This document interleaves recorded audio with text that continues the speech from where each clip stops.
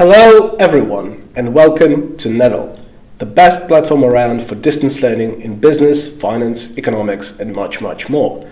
My name is Sava and today we're going to discuss value at risk, one of the most frequently used techniques to measure risk exposures of portfolios that are heavily applied by banks, investment companies, investment managers and pretty much all investment practitioners.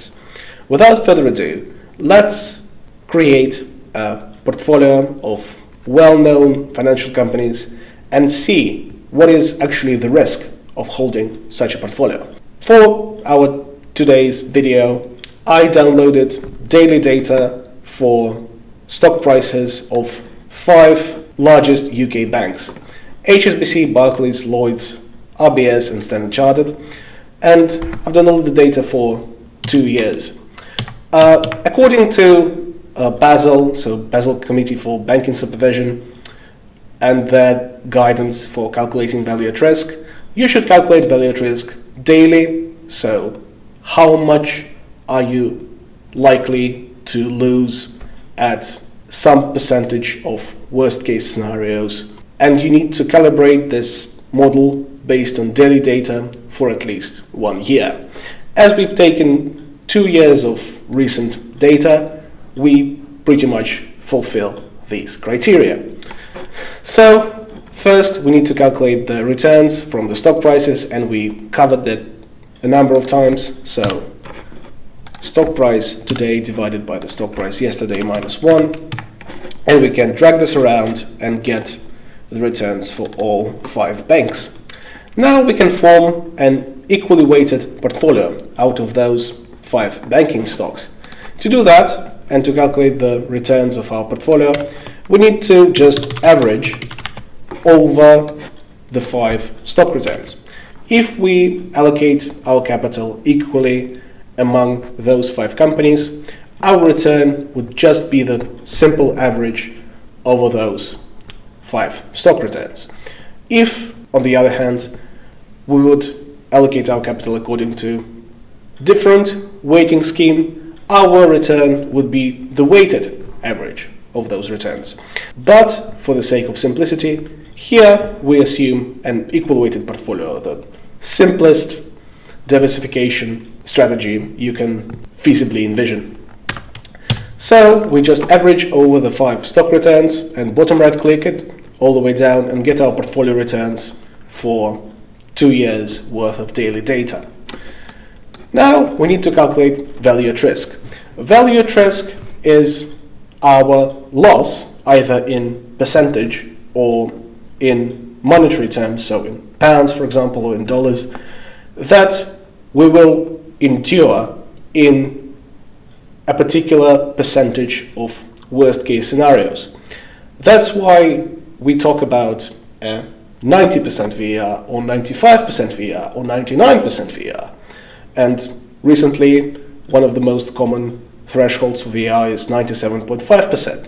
So what does it actually mean? Well, it means that we need to calculate, or at least estimate or make a reasonable guess about what our loss would be at the 90th percentile, 95th percentile, 99th percentile of our potential scenarios. And approaching it straightforwardly, well, how on earth would you be able to calculate anything like that? As pretty much always in finance with something as complicated as assessing potential losses, we resort to different assumptions. The first assumption is that history tends to repeat itself, speaking in lay people's terms. So returns in the future would be similar to returns in the past, volatilities in the future will be similar to the volatilities in the past, and so on and so forth. Sometimes we also make the normality distribution, which can be questionable and is very frequently challenged by academics, and I covered implausibility of the normality assumption for some major stock markets in previous videos. check it out if you're interested. But nevertheless, for the sake of simplicity, it's still always used. And if we assume a particular distribution, then it all suddenly becomes much simpler.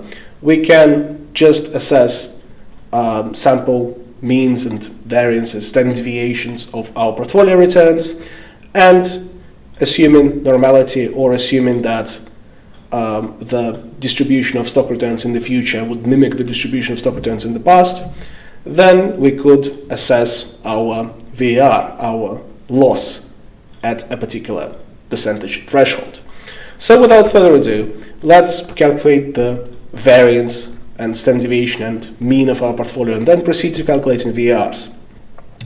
So one of the easiest approaches to VaR is the so-called variance-covariance approach. When we start with our portfolio weights, we calculate the covariance matrix of our stocks that we include in the portfolio. So covariances of every asset's returns with all other assets returns.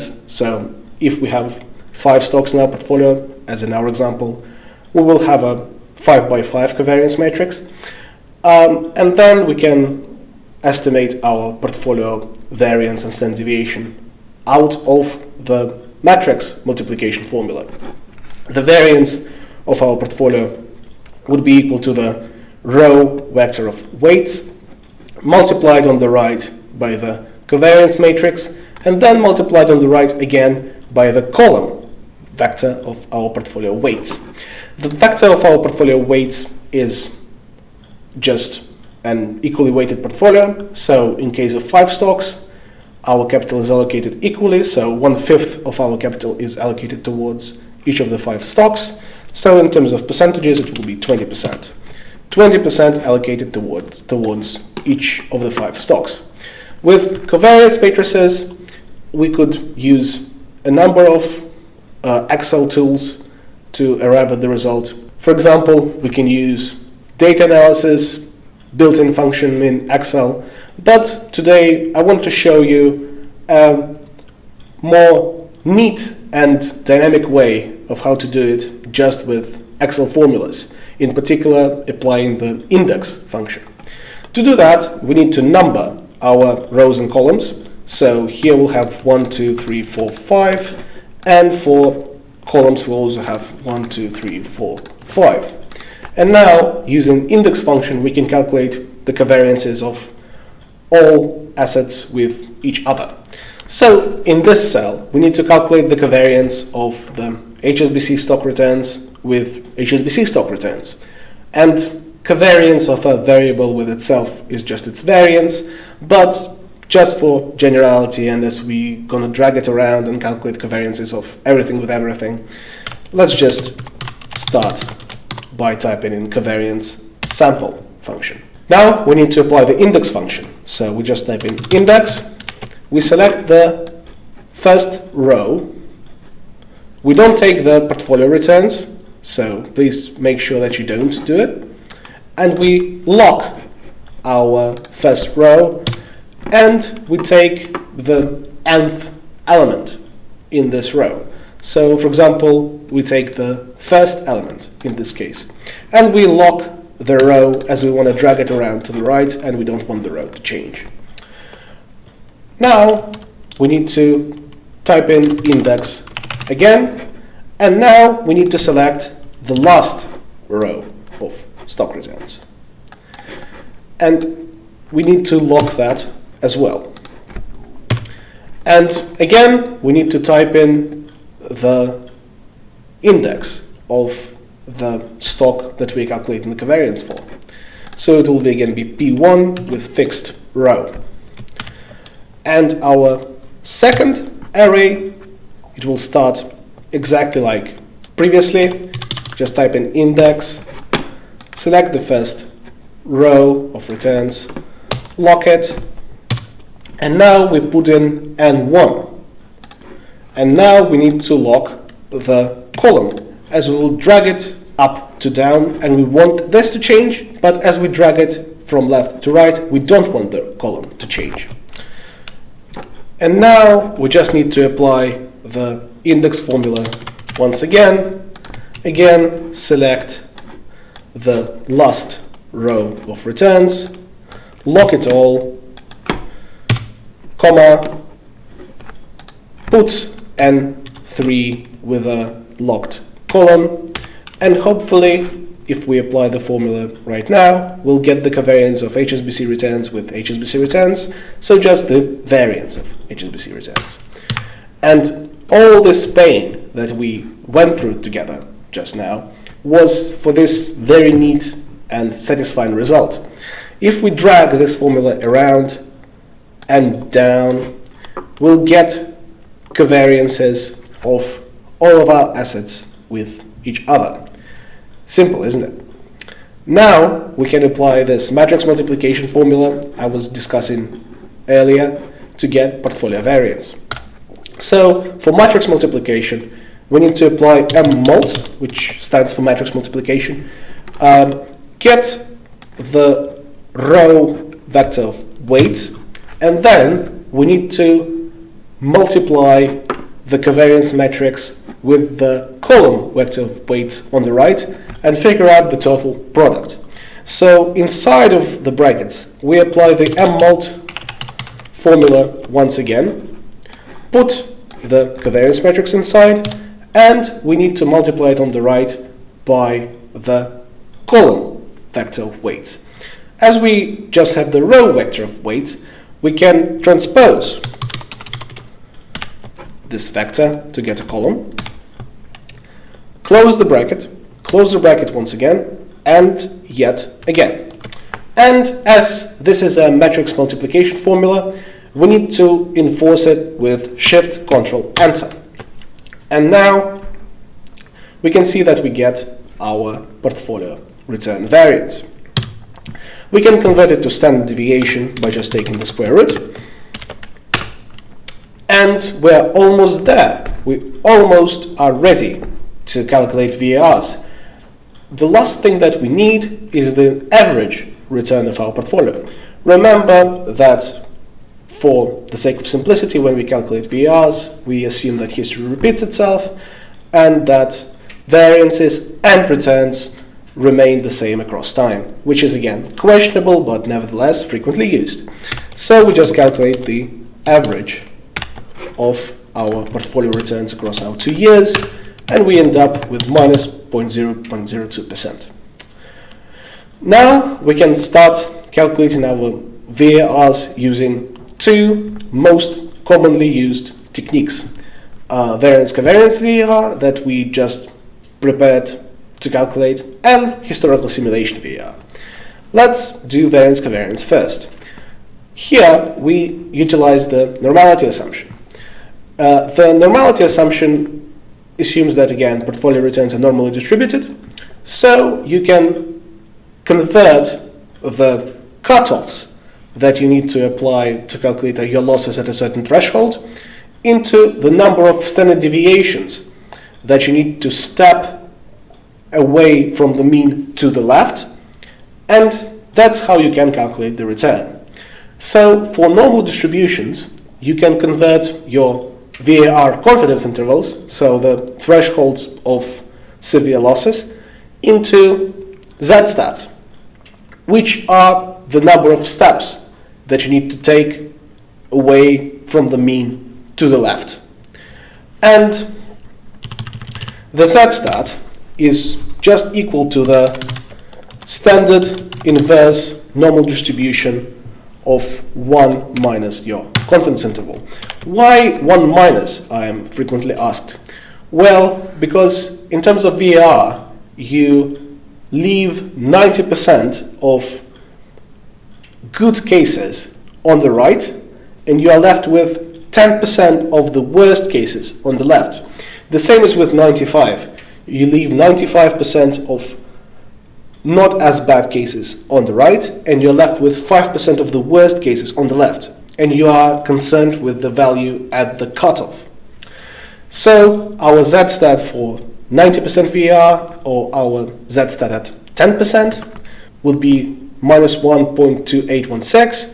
That means that we have to step 1.2816 standard deviations to the left from the mean, and we can apply the z-stat formula for all of the thresholds and get very well-known z-stats for each of those cutoffs, each of those thresholds or confidence intervals.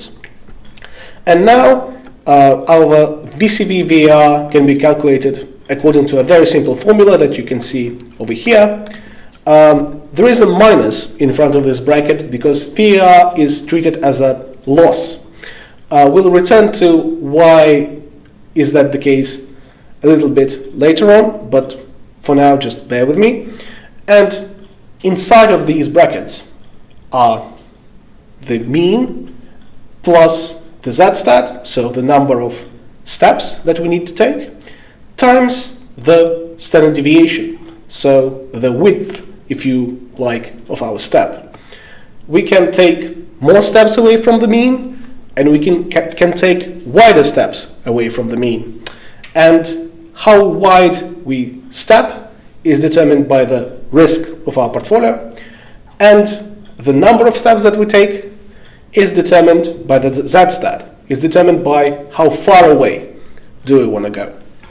Without further ado, we can just apply this formula minus, open brackets, average return locked, plus our z-stat, and we don't want to lock that as our z-stat will change, will be different for various confidence intervals, times our portfolio standard deviation. And again, we need to lock that. And we close the bracket, enforce the formula, and drag it around. And we can see that our variance-covariance VAR is much higher for 99% than for 90%, for example.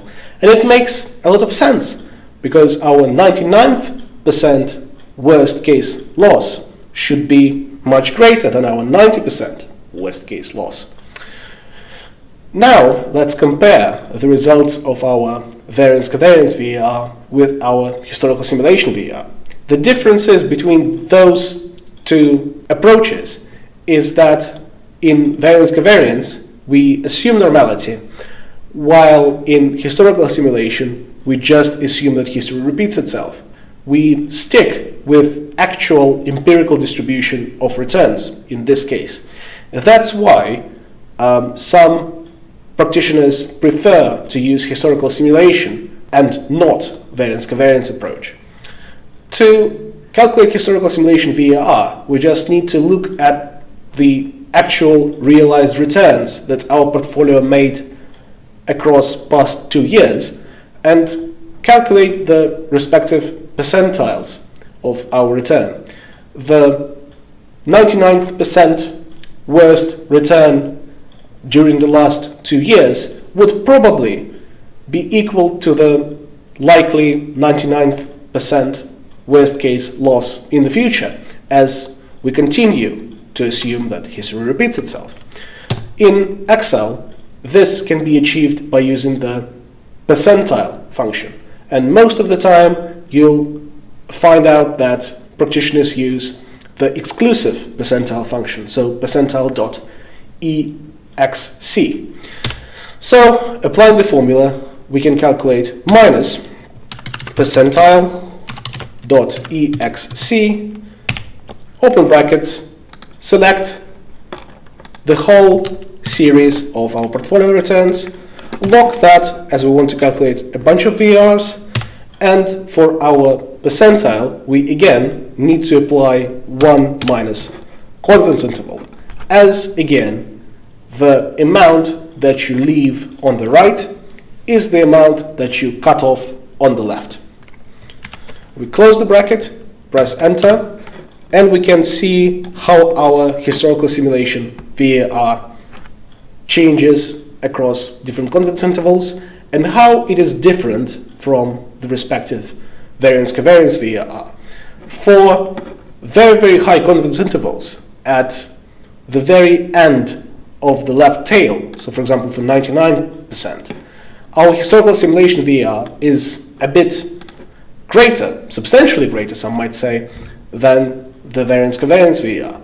And that's essentially due to the very reason that I explained to you before. That is, for historical simulation, you are not assuming normality and you are sticking with the actual empirical distribution that in most cases for stock returns has much fatter tails than the normal distribution has. So we have calculated our value at risk in percentage. Now let's finally calculate it in monetary terms, in pounds for example. To do that, we need to state how much money have we invested as a bank, as an investment company, whatever, into this hypothetical portfolio of 5 banks. Let's say we invested £1 million. And our VaR in monetary terms will be just the portfolio value that is locked times the respective VaR in percent. And we can drag this around and down to calculate the monetary losses that we would expect to undertake at a certain scenario with certain probability. And why do we calculate it in monetary terms? We put minus in front of the formula. Well, this is due to the fact how market risk regulation in Basel is designed. It is designed in such a way that banks have to reserve capital against likely losses. So, in most cases, banks would calculate their value at risk according to a particular technique, and then they would reserve capital as a proportion of that likely loss, so that they can provide for this unlikely, negative, extreme scenario. And that's it for variance-covariance and historical simulation VaR. Stay tuned. Please remember to subscribe to our channel, leave a like if you found this video helpful, and please, in the comments below, state what other videos on business, economics or finance you want to see on this channel in the future. Thank you very much and goodbye.